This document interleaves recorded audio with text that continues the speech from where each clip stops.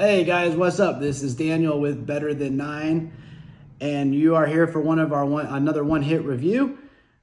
As with all of our videos, we're going to open with a prayer. Our algorithm, who art in the cloud, hallowed be thy YouTube. Thy kingdom come, thy will put us in front of people's feeds. Amen. Also, we cleaned the pipe, so that's cool. So anyways, today we're going to do a fun one because these are light depths, but these are great depths. This is called Candyland. I know that the light sometimes messes up the camera. Is it screwing it up or no? No, that's good. Yeah. That's actually perfect. Yeah. Look at this pretty girl. Yeah. I'm not going to body shame her, even though she's thick and chunky. I love it. More cushion for the pushing. So, Candyland, these are depths. So, these are greenhouse, basically, with light, greenhouse.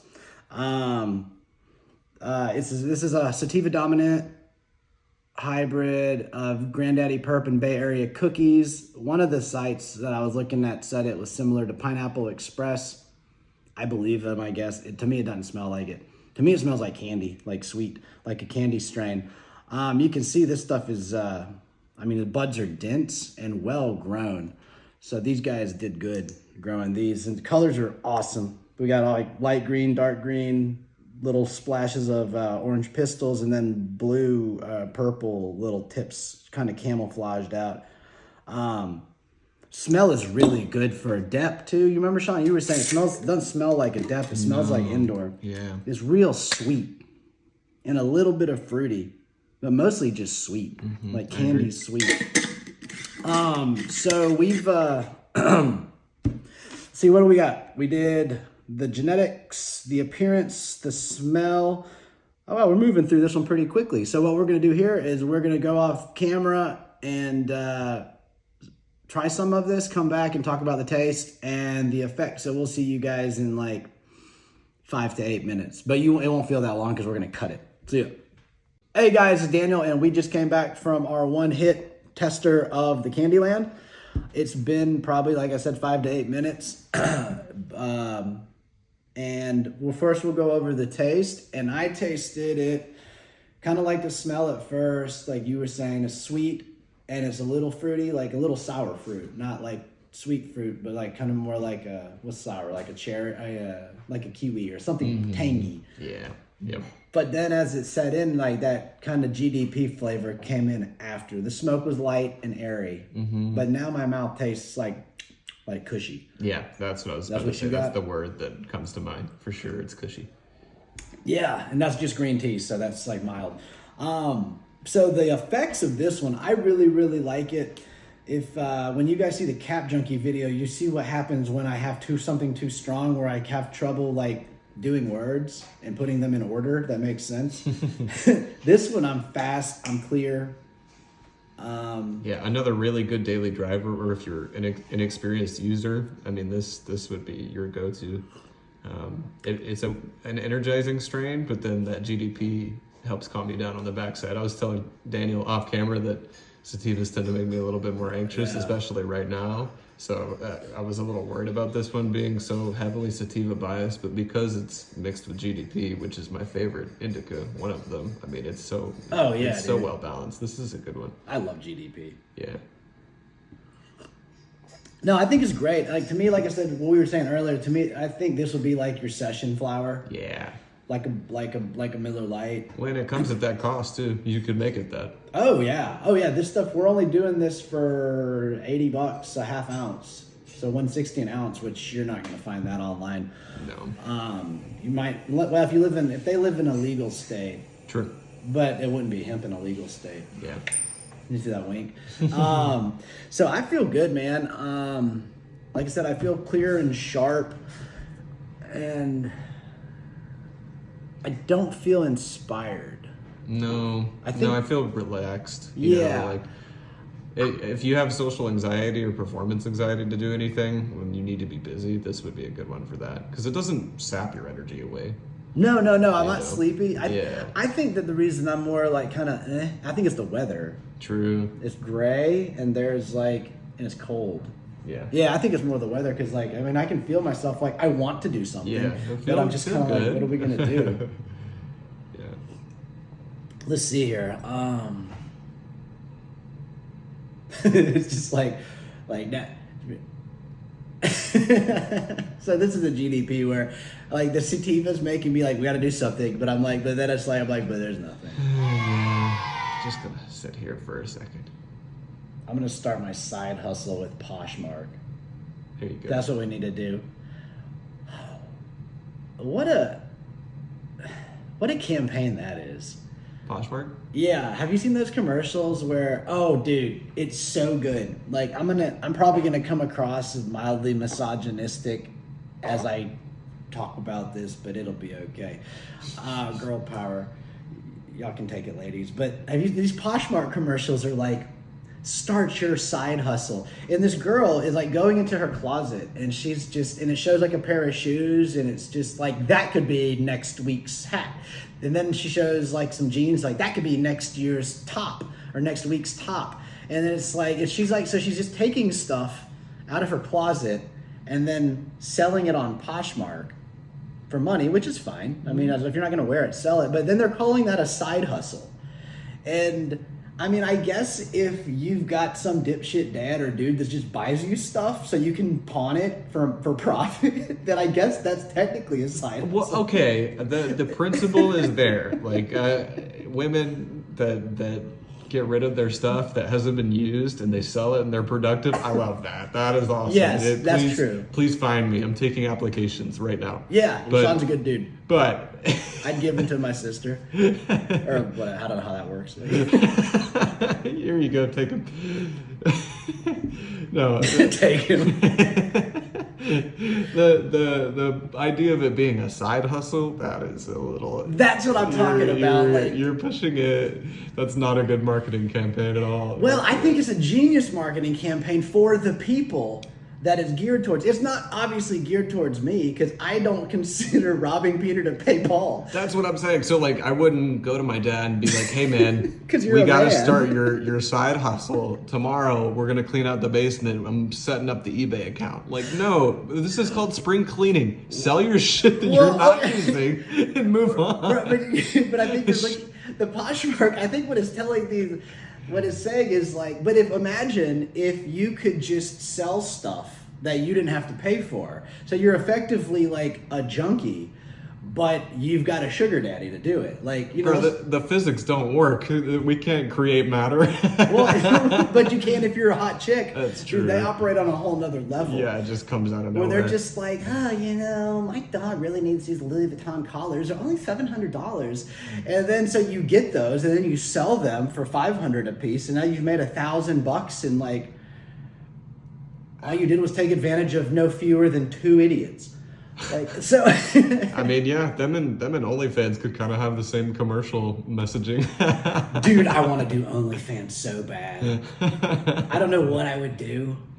I think I would probably just like, you know how the hot chicks will sit on things like with no pants on? Yeah. Like, I think that there's enough market for dudes that would like that where I could just like put on like a camouflage thong.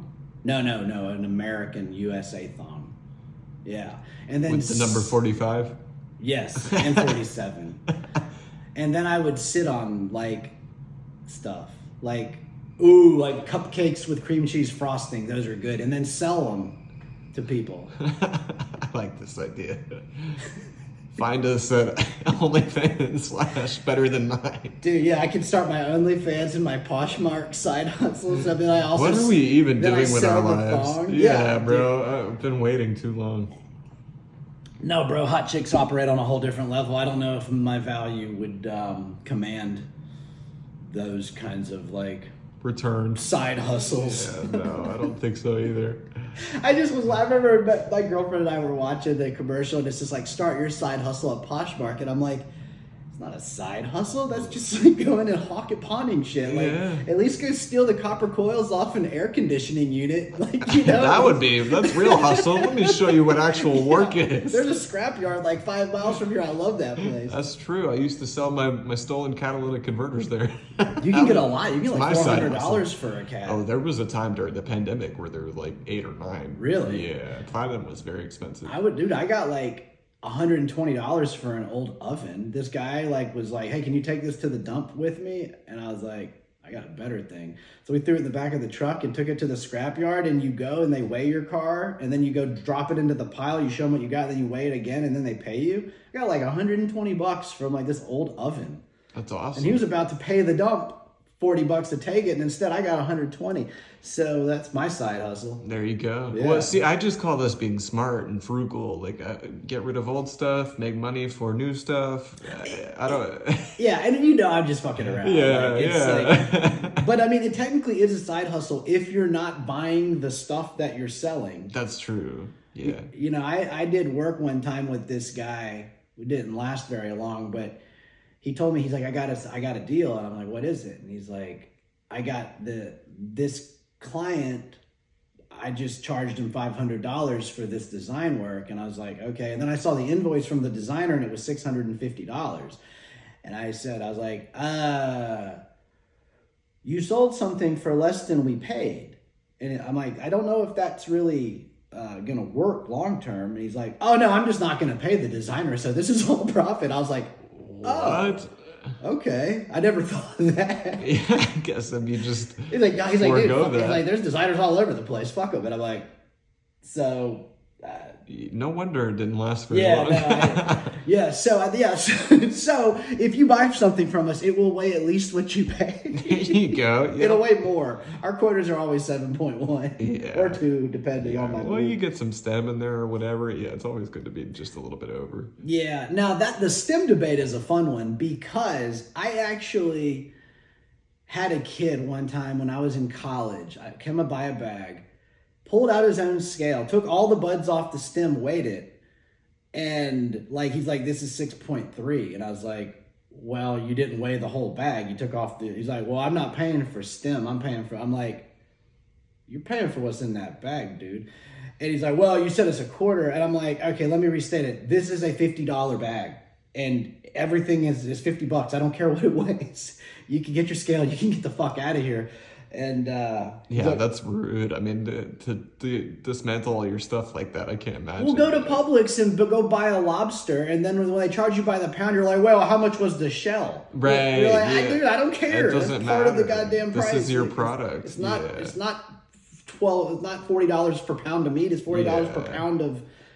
And you have to be like Yosemite Sam, where he's like, now you keep that thumb off that there scale, and I'll shoot it off. Because back in the day, where I guess they would make the scales lighter when they were weighing gold. Yep. I bet Yosemite Sam was an asshole. I mean, most gold miners of that era, pioneers, it's kind of how they made their living. A lot of the gay stuff in San Francisco started from that because there was no chicks around. And I think the mayor of San Francisco, I think they were trying to bring hookers in to stop it, but the guys were like, nope, we don't even need them. We're just good. So, have you ever wondered about, have you ever think about how stuff happens? You're like, why is San Francisco so gay? It started back from the old gold rush days of just way too many dudes. Yeah, that makes sense. I mean, I need to do some homework and see if that's true, because now that would be hilarious. I'm going to start telling You're going to see. I did not make that up, but I don't know how pervasive that is. I mean, is that really the root cause? Yeah, dude, just think about the Catholic Church when people are like, how are all these guys that like young boys? Because I don't think that word can get you in trouble. But how, why do guys who like young boys, the diddlers? Yeah, why are they all priests and clergy in the Catholic Church? And you're like, oh, I don't know. Let me give you a fucking idea. You have a job description going to 18-year-old men saying, hey. Or younger. Ideally younger. Here's your job. And one of the only rules is you can't get married or screw chicks. What 18-year-old guy is going to be like, there's no problem? You're like, chicks, who needs those? Well, and also the whole thing is built around authority. I'm the only one that can, interpret your religion and your God the way that is decided. You want to get to heaven, I'm your guy. Right. And then so imagine you're a poor little kid who just got abused, and you go to your parents and they're some fresh off the boat Irish Catholics, and they're like, you should be honored that he thought that much of you. Oh my God. Should I be laughing this hard? It's horrible. It's why you're laughing. I It's think I'm horrible. only laughing because it's such a horrible concept that I just like. It's too horrifying. But it's kind of true. But that's why. That's why it's funny. Yeah, like, because this is I know absurd. that's probably had to have happened. Yeah. And by the way, I don't think abusing people is funny. No, no, certainly not. It's like, I guess this is would this be like iconoclastic, our conversation? Sardonic. Sardonic too. I like sardines. Ladies and gentlemen, Candyland. Yeah. All right. So this turned out, it started off as a dud, right? And I think we might have just had some hot takes. I mean, okay, everything is a dud when you compare it to like Cab Junkie. No. That The stuff is, Candyland's not a dud. crazy. I meant this review. Oh, yeah. I'm like, what do you know? No. The Candyland's not a dud. I was saying the review, we kind of sat here and I was like, I'm not really inspired. And look where we ended up. Yeah, yep. From no inspiration. No, Candyland is far from a dud. It went from me feeling uninspired to going into the gays of San Francisco and the boy lovers of the Catholic Church. So, I mean, if you can't, come on. Like, what do we got? And I'm drinking green tea. Yep. All right, so what you guys just witnessed was me destroying my public life and the one-hit review of Candyland from Better Than 9. Hope you guys had a fun time watching it.